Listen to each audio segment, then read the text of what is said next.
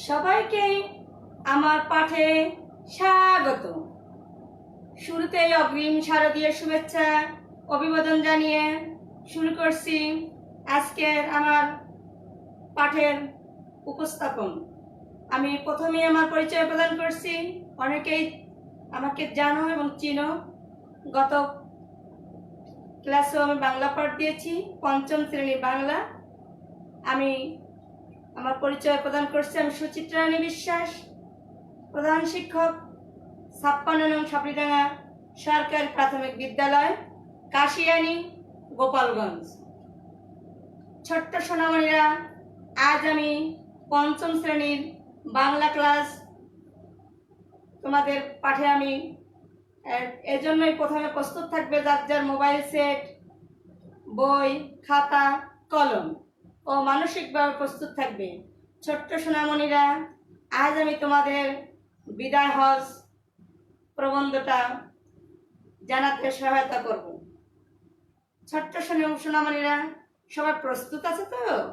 হ্যাঁ, যেহেতু আমরা বিদায় হজ প্রবন্ধ যাব এবং এটা তোমরা অনেকেই মহানবী হযরত মুহাম্মদ সাল্লাল্লাহু আলাইহি ইসলামের বিভিন্ন ক্লাস 1 থেকে 5 পর্যন্ত বিভিন্ন গল্প ধর্মেও তোমরা দেখে এসেছো এবং জেনেছো ওনার অনেক অসীম দয়া এবং দেশপ্রেম এবং ওনার যে আদর্শ তোমরা সেগুলি জানতে পারবে।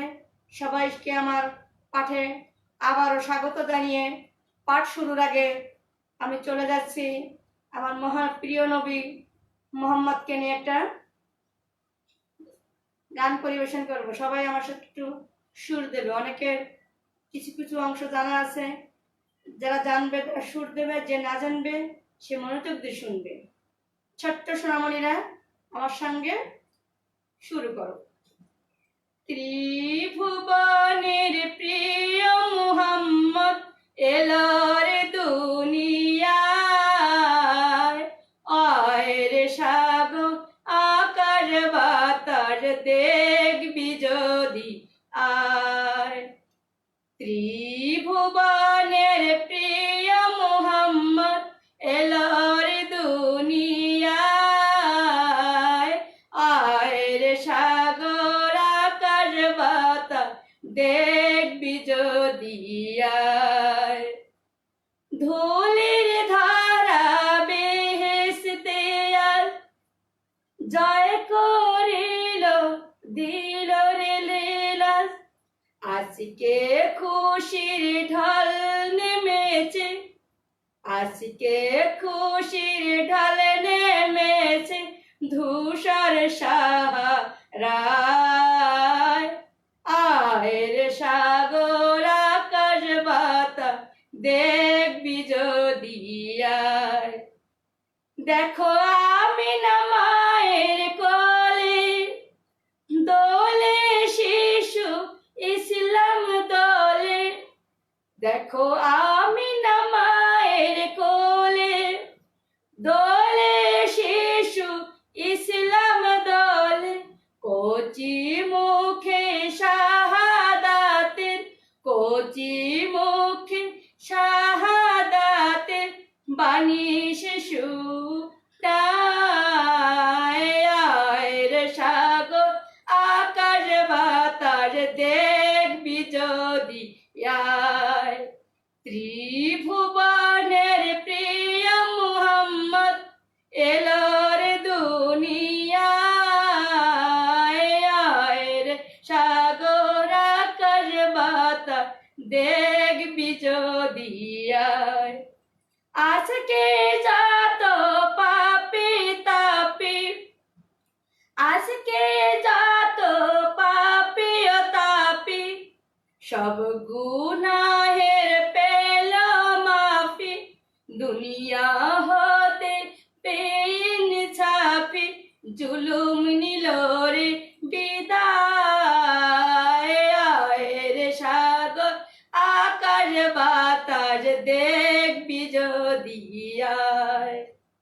ছোট্ট সোনামণিরা, এতক্ষণ আমরা কার গান শুনতে পেলাম? হ্যাঁ, তোমরা ঠিক বলতে পেরেছ, প্রিয় নবী হযরত মুহাম্মদের। তোমরা অনেকেই জানো উনি কোথায় জন্মগ্রহণ করেন এবং ওনার প্রিয় দেশ কোনটা, এবং উনি আমার সাথে থাকো, তোমরা জানতে পারবে এবং তিনি কোথায় কি এই গল্পের মাধ্যমে উনি আমাদের উদ্দেশ্যে কি বলে গেছেন। অর্থাৎ এই বিদায় হজ প্রবন্ধ আমরা অনেক কিছু জানতে পারবো। সবাই বাংলা বই নিয়ে আমরা পঞ্চম শ্রেণীর বাংলা বইয়ের 95 পৃষ্ঠা বের করো। ছোট্ট সোনামণিরা, তোমাদের আমি আবারও তোমাদের জন্য একটা ছবি এনেছি, তোমরা একটু দেখো। আমরা দেখতে পাচ্ছি পাঠে যাওয়ার আগে আমরা গান শুনতে পেলাম প্রিয় নবী হযরত মুহাম্মদ সম্পর্কে। আর এখন সেই প্রিয় দেশ কোনটা? হ্যাঁ, তোমরা ঠিক বলতে পেরেছ, কাবা শরীফের, মক্কার কাবা শরীফ। এটা সুন্দর কি আকর্ষণীয় কি মসজিদের ছবি দেখতে পাচ্ছ, তাই না? আর এখানে কি আছে? খেজুর।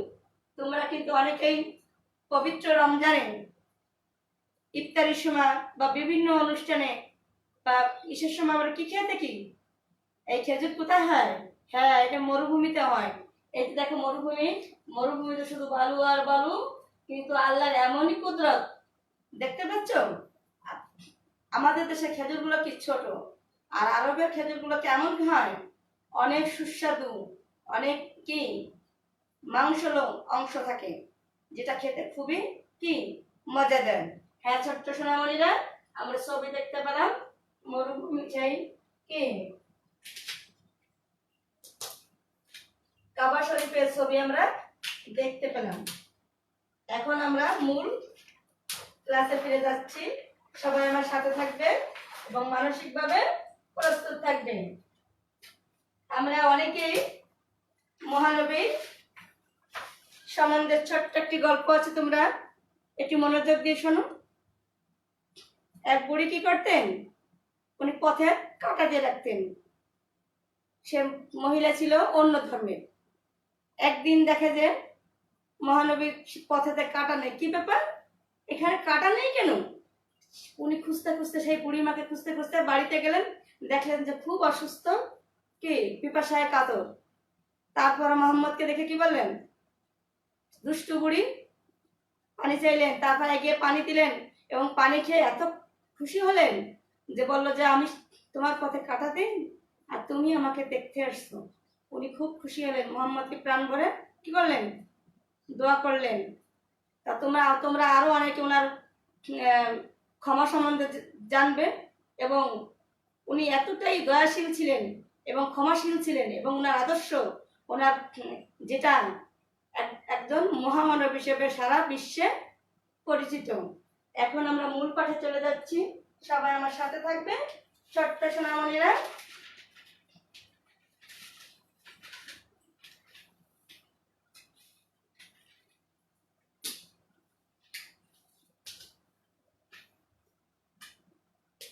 আমি পড়ে শোনাচ্ছি, তোমরা মনোযোগ দিয়ে শুনবে।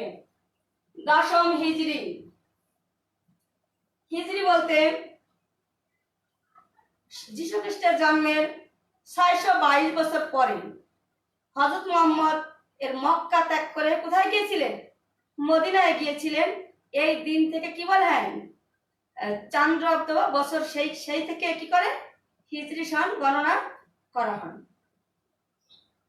বুঝতে পারছো? যীশু খ্রিস্টের জন্মের 622 বছর পরে হযরত মুহাম্মদ এর মক্কা ত্যাগ করে মদিনায় গমনের দিন থেকে গণিত অব্দ বা বছর। এটি মনে রাখবে। দশম হিজরি। আরব দেশের অনেকেই তখন ইসলাম ধর্ম গ্রহণ করেছে। মহানবী হযরত মুহাম্মদ সাল্লাল্লাহু আলাইহি ওয়াসাল্লাম মানুষের কাছে পৌঁছে দিয়েছেন সত্য, ন্যায় ও মানবতার বাণী। ইসলামের বাণী তখন দিকে দিকে ছড়িয়ে পড়েছে। দশম হিজরির হজের সময় এসে গেল। মহানবী হযরত মুহাম্মদ সাল্লাল্লাহু আলাইহি ওয়াসাল্লাম অন্তরের গভীরে কাবার আহ্বান অনুভব করলেন। তিনি স্থির করলেন সাহাবীদের সঙ্গে নিয়ে হজ পালন করবেন। এই সংবাদ চারদিকে দ্রুত ছড়িয়ে পড়ল। জিলকাত মাস। আরবি বছরের একটি মাস, তাকে বলা হয় জিলকাদ মাস। নবীজির নবীজির কাছে সমবেত হয়েছেন হাজার হাজার মানুষ। তাদের ইচ্ছা নবীজির সঙ্গে হজ পালন করবেন।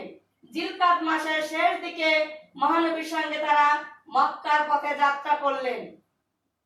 যারা তাকে কখনো দেখেননি তারা এই মহামরবকে একবার দেখার জন্য কাবা শরীফে এলেন। আরব দেশের নানা স্থান থেকে সেবার প্রায় 2 লক্ষ মানুষ হজ পালন করতে এখানে আসে।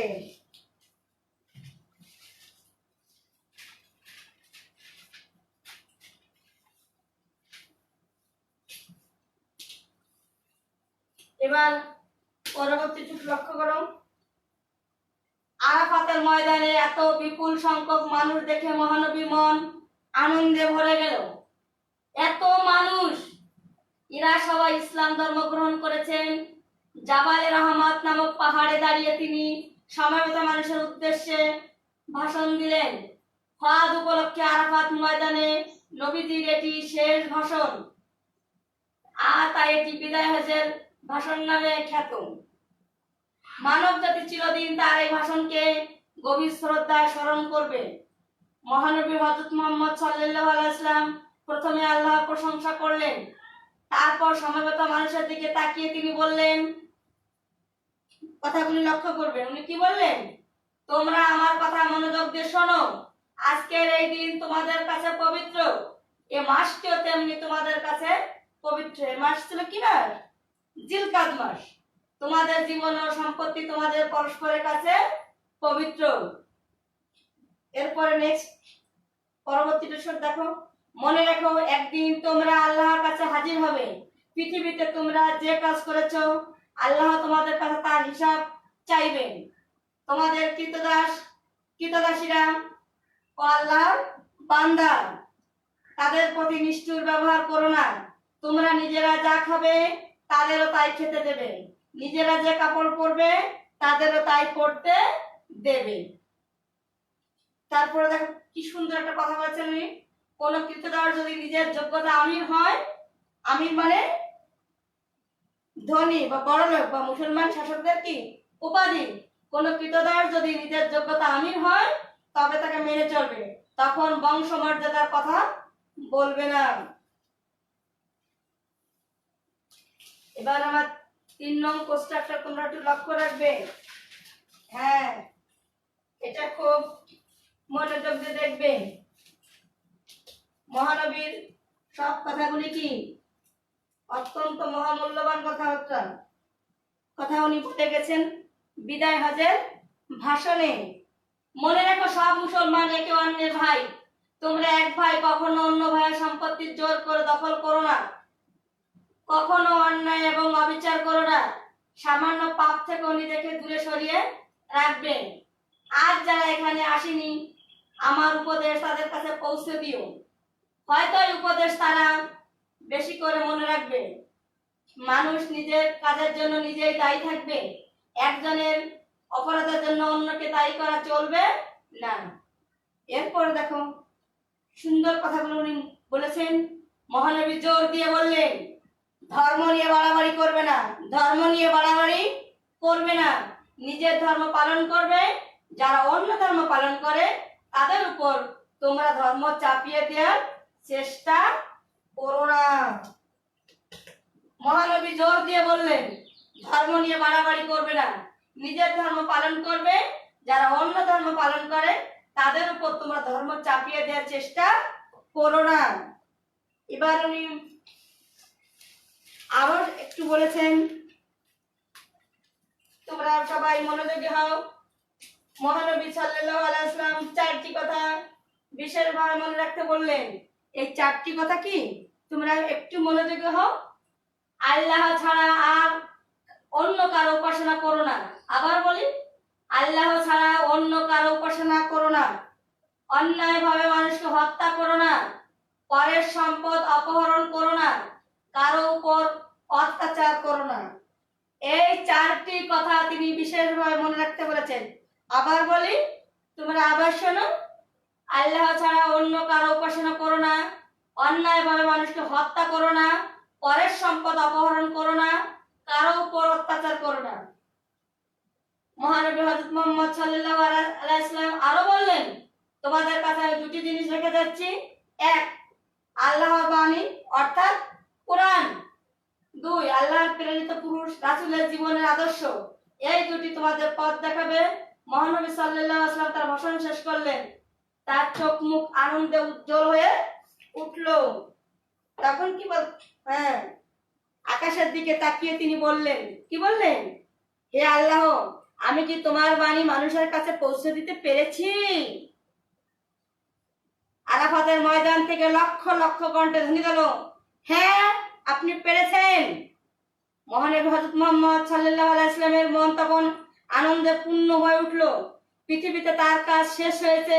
তার মনে হলো হয়তো এটাই তার জীবনের শেষ হজ। হয়তো তিনি আর কাবা শরীফে উপস্থিত হতে পারবেন না। সম্ভবত মানুষের উদ্দেশ্যে তিনি বললেন, তোমরা সাক্ষী, আমি কর্তব্য পালন করেছি, বিদায়। তোমরা জেনে রাখবে, এই এই যে আমরা পুরো এটা বললাম, কেন এটা বিদায় হজ নাম হয়েছে? মহানবীর জীবনের শেষ হজ। মহানবীর জীবনের শেষ হজ। কত লক্ষ লোক সমবেত হয়েছিল? প্রায় 2 লক্ষ। কোন ময়দানে? হ্যাঁ, তুমি ঠিক বলতে পেরেছ। মক্কা থেকে প্রায় 12 মাইল পূর্বে অবস্থিত প্রসিদ্ধ ময়দান, তাকে কি বলা হয়? আরাফাতের ময়দান। কি পাহাড়ে দাঁড়িয়েছিল মনে আছে কারো? হ্যাঁ, জাবালে রহমান। এটা কত হিজরি কথা? তোমরা ঠিক বলতে পেরেছো, 10ম হিজরি। এবার তোমরা প্রশ্ন করতে পারো, ম্যাডাম হজ কি? হজ হচ্ছে হিজরি জিল হজ মাস। হিজরি এটা ওটা, আমরা যেমন যে তোমরা 1 মাস রোজা রাখো, সেই মাসের নাম কি? হ্যাঁ, তোমরা ঠিক বলতে পেরেছো, রমজান। কি বলো? রমজান। আরো নাম আছে, তোমরা জানতে পারবে, শাবান। তারপর আর কি আছে? জিলহাজ। আর কি? জিলকাত। আমরা এভাবে আরো জানতে পারবো আরবি বছরের একটা কি মাস, সেটা হচ্ছে কি জিলহজ মাস। আবার বলো, জিলহজ মাস। হিজরি জিলহজ মাসের 9 তারিখে নির্দিষ্ট স্থানে ইহরাম বাঁধা। ইহরাম বেঁধে মক্কার অদূরবর্তী আরাফাত ময়দানে অবস্থান ও পরে কাবা তাওয়াফ সংবলিত ইসলামী অনুষ্ঠান। অর্থাৎ হজে গেলে অনেকে আছে, অনেক প্রোগ্রাম আছে, ইসলামী অনুষ্ঠান বিভিন্ন। তোমরা বড় হলে যারা হজে গিয়েছে তাদের কাছ থেকে জানতে পারবে ওখানে কি করা হয়। ওই আরাফাত ময়দানে অবস্থান করতে হয় এবং এরপরে কাবার বিভিন্ন স্থানে ইসলামী অনুষ্ঠানে তাদেরকে কি দিতে হয়? যোগ দিতে হয়। এইটাকে মূলটাকে বলা হয় হজ। একটু বুঝতে পারছো? হ্যাঁ ছোট্ট সোনামণিরা। আর আরাফাত হচ্ছে একটা প্রসিদ্ধ ময়দান। কেন প্রসিদ্ধ হয়েছে বলতে পারো? হ্যাঁ, তোমরা ঠিক বলতে পেরেছো। মহানবী হযরত মুহাম্মদ এই ময়দানে দাঁড়িয়ে 2 লক্ষ মানুষের সামনে, সমবেত মানুষের সামনে উনি ওনার জীবনের শেষ হজ পালন করেছিলেন। তিনি অনেক মূল্যবান কথাগুলো বলেছিলেন, সেগুলো তোমাদের পড়ে শোনানো হলো। এবং আমি আরেকবার পড়ে শোনাচ্ছি, তোমরা একটু লক্ষ্য রাখবে ছোট্ট সোনামণিরা।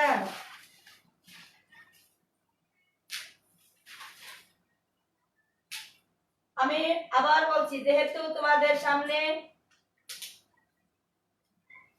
বন্ধ, অর্থাৎ কিসের বন্ধ তোমরা বলতে পারছো? হ্যাঁ, পূজার বন্ধ আসছে ছোট্ট সোনামণিরা। তাই তোমরা কি করবে? আবার মনোযোগী হবে। আমি একটু পাঠটা বেশি দিয়েছি, তোমরা মনে রাখবে। এবার একটু আমি অনেক, কাবা শরীফ হচ্ছে মক্কায় অবস্থিত আল্লাহর কি বিখ্যাত আল্লাহর ঘর। একে কি বলা হয়? কাবা শরীফ। কি বলা হয়? কাবা শরীফ। সমস্ত মুসলমানদের কি একটা পবিত্র কি, হ্যাঁ তোমরা ঠিক বলতে, পবিত্র মসজিদ কাবা শরীফ, আল্লাহর ঘর। ছোট্ট সোনামণিরা, এবার আবার একটু মনোযোগী হও। পাঠটা আমি বড় নিয়েছি, যেহেতু তোমাদের সামনে কি আছে, বন্ধ আছে এবং বাড়িতে আছো, এই জন্য একটু বড় নিয়েছি। তোমরা আবার একটু লক্ষ্য রাখবে।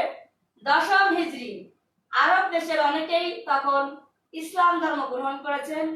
মহানবী হযরত মুহাম্মদ সাল্লাল্লাহু আলাইহি ইসলাম মানুষের কাছে পৌঁছে দিয়েছেন সত্য, ন্যায় ও মানবতার বাণী। ইসলামের বাণী তখন দিকে দিকে ছড়িয়ে পড়েছে। দশম হিজরির হজের সময় এসে গেল। মহানবী হযরত মুহাম্মদ সাল্লাল্লাহু আলাইহি ইসলাম অন্তরের গভীরে কাবার আহ্বান অনুভব করলেন। তিনি স্থির করলেন সাহাবীদের সঙ্গে নিয়ে হজ পালন করবেন। এই সংবাদ চারদিকে দ্রুত ছড়িয়ে পড়ল। জিলকাদ মাস, নবীজির কাছে সমবেত হয়েছেন হাজার হাজার মানুষ। তাদের ইচ্ছা নবীজির সঙ্গে হজ পালন করবেন। জিলকাদ মাসের শেষ দিকে মহানবীর সঙ্গে তারা মক্কার পথে যাত্রা করলেন। যারা তাকে কখনো দেখেননি তারা এই মহামানবকে একবার দেখার জন্য কাবা শরীফে এলেন। আরব দেশের নানা স্থান থেকে সেবার প্রায় 2 লক্ষ মানুষ হজ পালন করতে আসেন।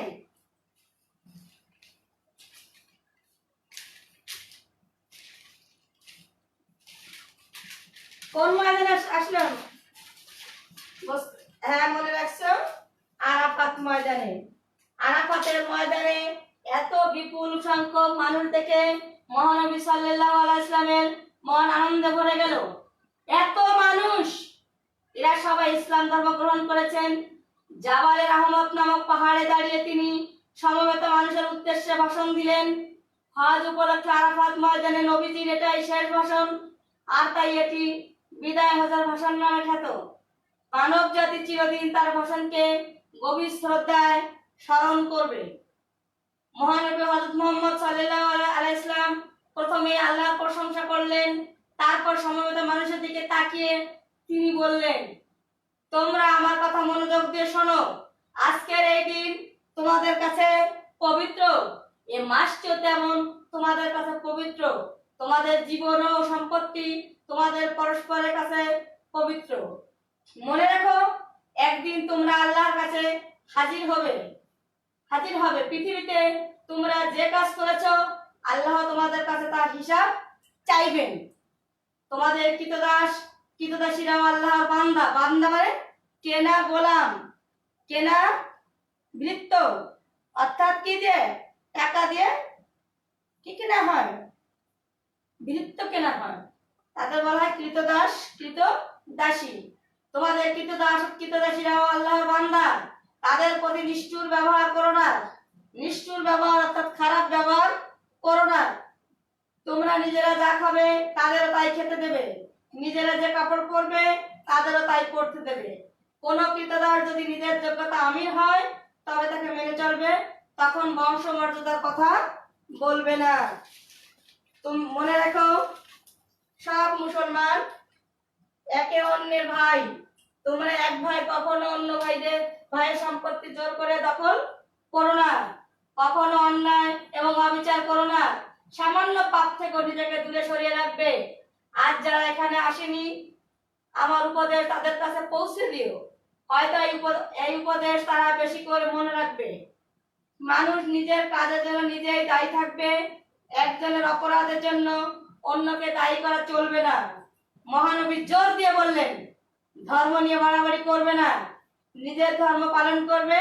যারা অন্য ধর্ম পালন করে তাদের উপর তোমরা ধর্ম চাপিয়ে দেওয়ার চেষ্টা করো না। মহানবী সাল্লাল্লাহু আলাইহি ওয়াসাল্লাম 4টি কথা বিশেষভাবে মনে রাখতে বললেন। সেই 4টি কথা হলো, তোমরা একটু মনোযোগী হবে। এটা কিন্তু প্রশ্ন আকারে আমি আবার তোমাকে জিজ্ঞাসা করব। আল্লাহ ছাড়া অন্য কারো উপাসনা করো না, অন্যায়ভাবে মানুষকে হত্যা করো না, পরের সম্পদ অপহরণ করো না, কারো উপর অত্যাচার করো না। মহানবী হযরত মুহাম্মদ সাল্লাল্লাহু আরো বললেন, তোমাদের কাছে আমি 2টি জিনিস রেখে যাচ্ছি। 1, আল্লাহর বাণী অর্থাৎ কোরআন। 2, আল্লাহর প্রেরিত পুরুষ রাসূলের জীবনের আদর্শ। এই 2টি তোমাদের পথ দেখাবে। মহানবী তার ভাষণ শেষ করলেন। তার চোখ মুখ আনন্দে কি উজ্জ্বল হয়ে উঠল। ছোট্ট সোনামণিরা, আমরা অনেকে আমি শব্দের অর্থগুলো বলেছি, তোমরা আবার একটু প্রথমে মিলিয়ে নাও শব্দের অর্থগুলো। হিজরি, হিজরিটা আমি আগে প্রথমে বলেছি, তোমরা আবার একটু মিলিয়ে নাও আমার সাথে। যীশু খ্রিস্টের জন্মের 622 বছর পরে হযরত মুহাম্মদ সাল্লাল্লাহু আলাইহি সাল্লামের মক্কা ত্যাগ করে মদিনায় গমনের অর্থাৎ হিজরতের দিন গণিত চান্দ্র অথবা বছর। উনি কোথায় চলে যান? মক্কাবাসীর অত্যাচারে উনি মদিনায় চলে যান এবং সেই থেকে মক্কাবাসীরা হিজরত অর্থাৎ নিজের ইচ্ছায় গমন। উনি যখন মক্কা ছেড়ে বারবার চলে যাচ্ছিলেন, খুব ব্যথিত মনে বারবার মক্কাবাসীর দিকে তাকাচ্ছিলেন এবং মক্কাবাসীর কিছু লোক কাফেররা ওনাকে সেখানে দুর্ব্যবহার করেছেন। পরে উনি বিজয়ী বেশে ফিরে যায়। তোমরা বড় হলে আরো জানতে পারবে। হ্যাঁ, সেই থেকে অর্থাৎ যীশু খ্রিস্টের জন্মের 622 বছর পরে হযরত মুহাম্মদ সাল্লাল্লাহু আলাইহি সাল্লাম মক্কা ত্যাগ করে মদিনায় গমনকে কি বলে? হিজরতের দিন হিসেবে গণনা করা, গণিত চান্দ্র অথবা বছর। হ্যাঁ, সেটা হচ্ছে কি হিজরি। আর হজ হচ্ছে হিজরি জিলহজ মাসের 9 তারিখে নির্দিষ্ট স্থানে ইহরাম বেঁধে মক্কার অদূরবর্তী আরাফাত ময়দানে অবস্থান ও পরে কাবা তাওয়াফ সম্বলিত ইসলাম অনুষ্ঠান। আর আরাফাতের কথা বলেছি, কাবা শরীফ বলেছি। ভাষণ মানে কি? বক্তৃতা। উপাসনা মানে ইবাদত বা উপাসনা, কৃতদাস, কেনা গোলাম, মূল্য দিয়ে কেনা বৃত্ত। আর জিলকাদ, এটাও আমি বলেছি, আরবি বছরের একটি মাসের নাম। ছোট্ট সোনামণিরা, আমরা দেখতে দেখতে পাঠের শেষ প্রান্তে এসে পৌঁছেছি। তোমরা এবার আমি একটু মনোযোগী হও। তিনি কয়টি জিনিস আমাদের কাছে রেখে গেছেন? হ্যাঁ, তুমি ঠিক বলতে পেরেছ, 2টি জিনিস। একটি আল্লাহর বাণী, আর একটা কি নবী রাসূলের আদর্শ। হ্যাঁ, তোমরা সঠিক বলতে পেরেছ ছোট্ট সোনামণিরা। তিনি কৃতদাস সম্পর্কে কি বলেছেন? তোমাদের কারো মনে আছে? কোন কৃতদাস যদি তাদের নিজের যোগ্যতা আমির হয় তবে তার বংশমর্যাদার কথা বলবে না। কৃতদাস সম্পর্কে আরো কি বলেছেন? হ্যাঁ, তোমরা ঠিক বলতে পেরেছ। তোমরা নিজেরা যা খাবে তাদেরও তাই খেতে দেবে, নিজেরা যা পড়বে তাদেরও তাই পড়তে দেবে। কি সুন্দর করে, চমৎকার করে আমাদের মহানবী ওনার শেষ ভাষণে চারটি কথা তোমাদের মহানবী তোমাদের কাছে প্রশ্ন রইল, মহানবী কোন 4টি কথা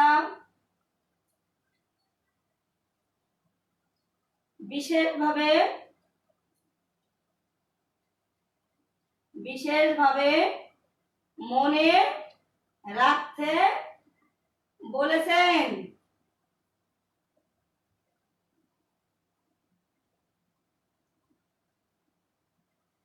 হ্যাঁ, তোমরা সঠিকভাবে বলতে পেরেছ। কি বলেছিলেন?